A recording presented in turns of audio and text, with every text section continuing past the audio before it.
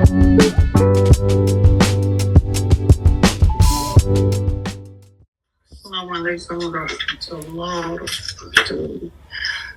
this 19th day of Ramadan, I would first like to thank Sapelo for continuing to do Ramadan reflections, as many of us rarely reflect.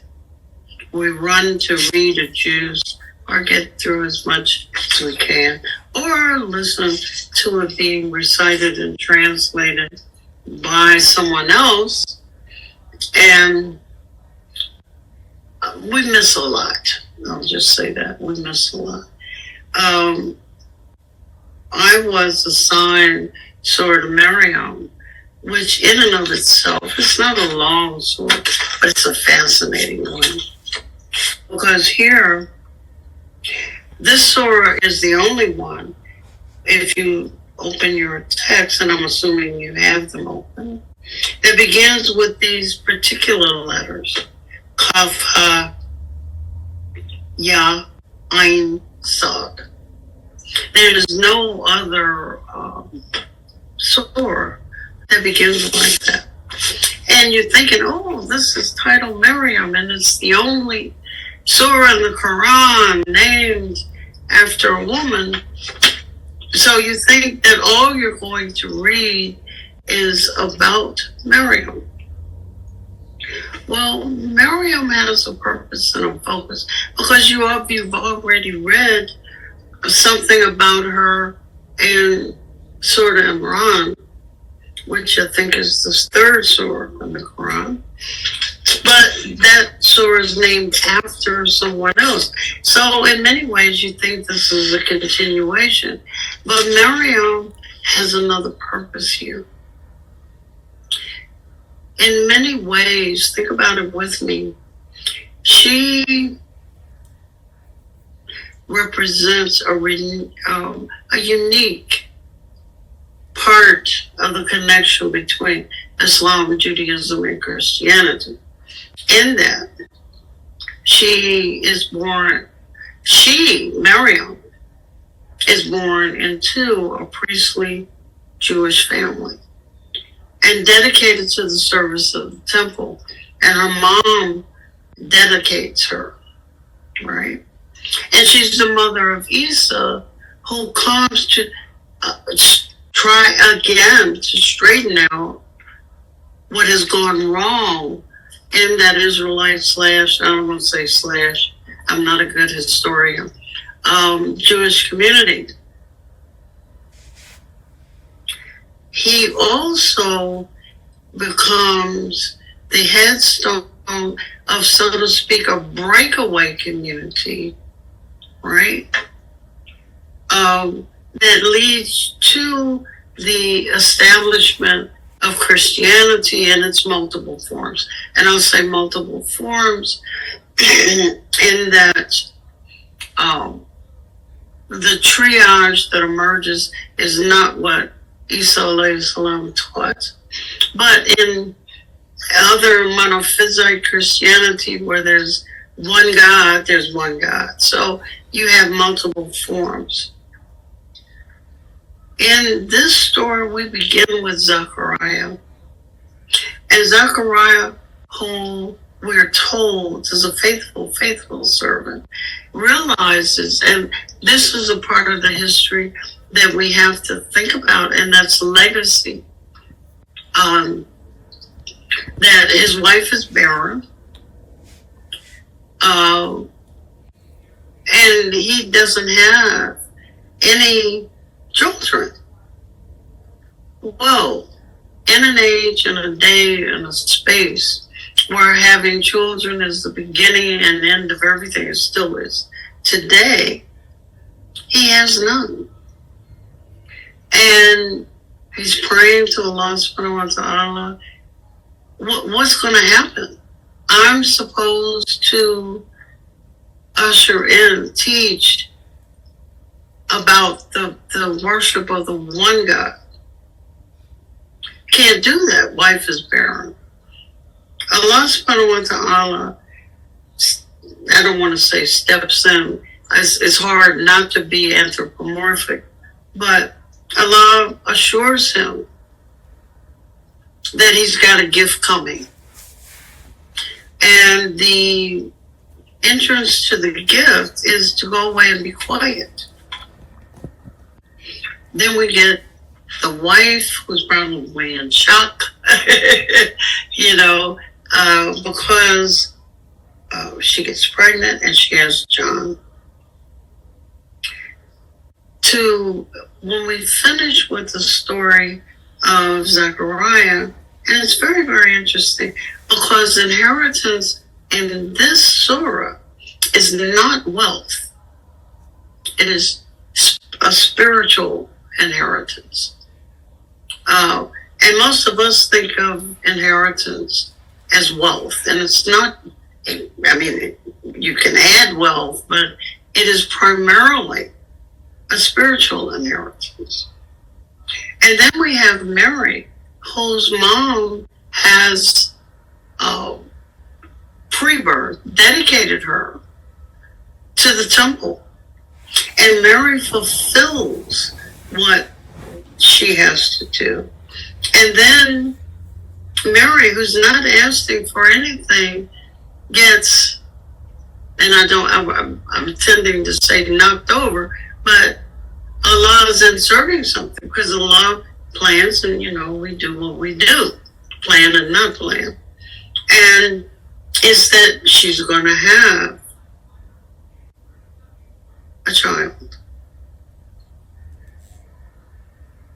She too finds herself having to withdraw because in these tight communities,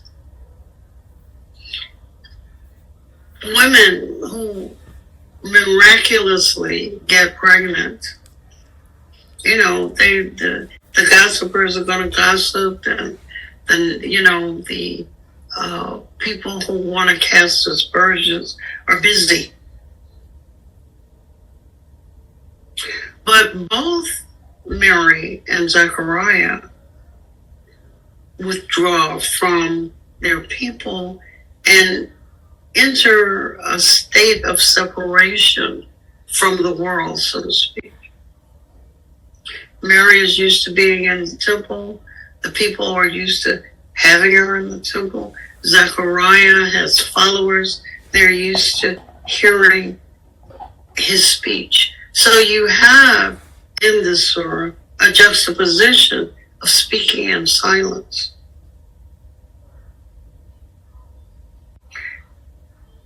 However,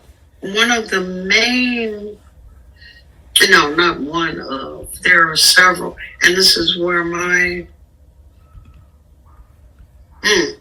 don't want to call it confusion because it wasn't confusion. It's like, how can I talk about everything I got to talk about in one little short reflection? But anyway, after a series of prophets, and make no mistake, there are some who think that because Mary is in this line where prophets are spoken of, that perhaps she was a prophet. I kind of think that had she been one of Allah subhanahu wa ta'ala would have told us so. But I'm not going to take away what others had to say. But we have a very interesting set of stuff. And if you can imagine a table, and that table being in Mecca, Surah Maryam is one of 86 Meccan surahs. And the people have gone astray. They got the Kaaba, where people on journeys, be they trade or other, are coming. Everybody's depositing their version of some god or the other, or maybe many. And they're coming there paying a homage of sorts. It's a society where there is a clear-cut hierarchy. And if you can imagine an empty space where there's a table set, and representatives of all of these gods with a small g coming to sit, and many of them are the owners, so to speak, of the wealth in Mecca.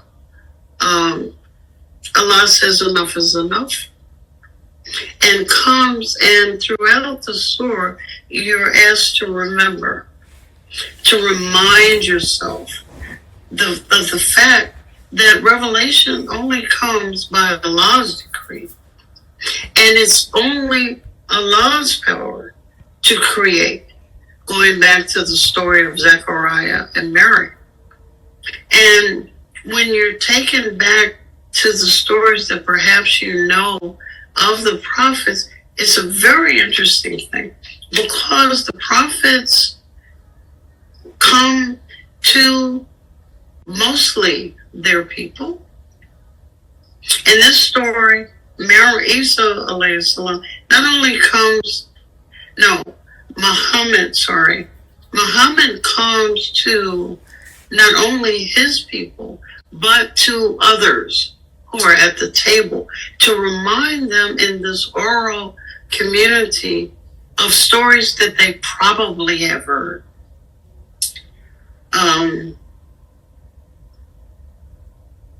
About the fact that there's only one God, and only Allah has the power to create. I found my reflections took up too many pages to repeat here, but you have Mecca as this multicultural, probably multilinguistic, but also with pockets of monotheism, small ones, and polytheistic cultures.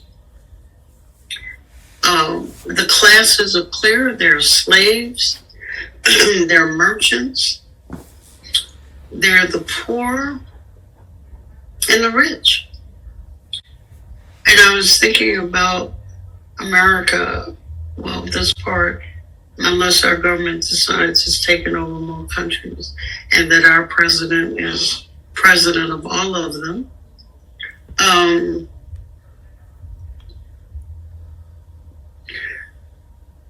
Have we forgotten that in the pressure of many, many things coming down on us, all at the same time, it seems, that we are so put out of whack that we forget that it's only Allah that creates? And we begin to imagine that others are in control, because it seems that way on the surface. And we have to force ourselves to remember who is in control and what are the evidences, like in Surah Maryam, of that control. You know, women are spoken of in the Quran, many different. They are wealthy and poor. They are fertile and infertile. They are boisterous and out of place. And they are pious and serving. And Mary is one of the pious. And that's the example. But we have to remember who controls everything. And I'm going to end here because I have too much to say. Thank you for listening. I pray that this Ramadan enables all of us to put faith first over fear. Assalamu alaikum.